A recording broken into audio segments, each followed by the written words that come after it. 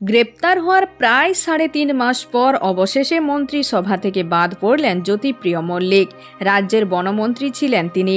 এছাড়া public enterprise এবং শিল্প পুনর্গঠন বিভাগের দায়িত্বও ছিল তার কাঁধে। শুক্রবার তাকে অফিসিয়ালি মন্ত্রিসভা থেকে বরখাস্ত করলেন রাজ্যপাল সিভি আনন্দ বোস।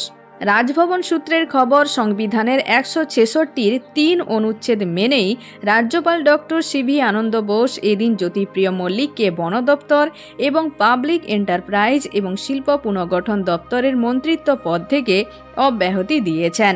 একই সঙ্গে মুখ্যমন্ত্রী মমতা বন্দ্যোপাধ্যায়ের পরামর্শের ভিত্তিতে পার্থ ভৌমিক এবং বীরবাহা হাঁসদাকে জ্যোতিপ্রিয় মল্লিকের দপ্তরগুলির পুনঃবণ্টন করেছেন। পার্থ ভৌমিককে দেয়া হয়েছে সেচ ও জলপথ দপ্তর, পাবলিক এন্টারপ্রাইজ এবং শিল্প পুনর্গঠন দপ্তর। অন্যদিকে প্রতিমন্ত্রী বীরবাহা হাঁসদাকে বন দপ্তর, সহ সহায়ক গোষ্ঠী এবং স্বকর্মসংস্থান বিভাগের দায়িত্ব দেয়া হয়েছে। অন্যদিকে জ্যোতিপ্রিয় মল্লিককে ৩.৫ মাস পর মন্ত্রিসভা থেকে সরানো নিয়ে কটাক্ষ করেছেন বিরোধী দল বিজেপি।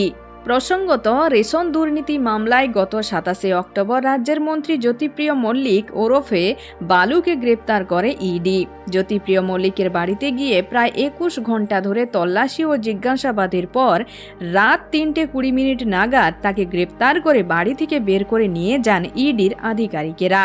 সম্প্রতি এই মামলায় বাকিবুর রহমান নামে এক রেশন ডিলার গ্রেপ্তার হওয়ার পরই জ্যোতিপ্রিয় মল্লিকের নাম সামনে আসে। গ্রেপ্তার হওয়ার ৩.৫ মাস পর অবশেষে মন্ত্রিসভা থেকে অফিসিয়ালি সরানো হলো বালুকে।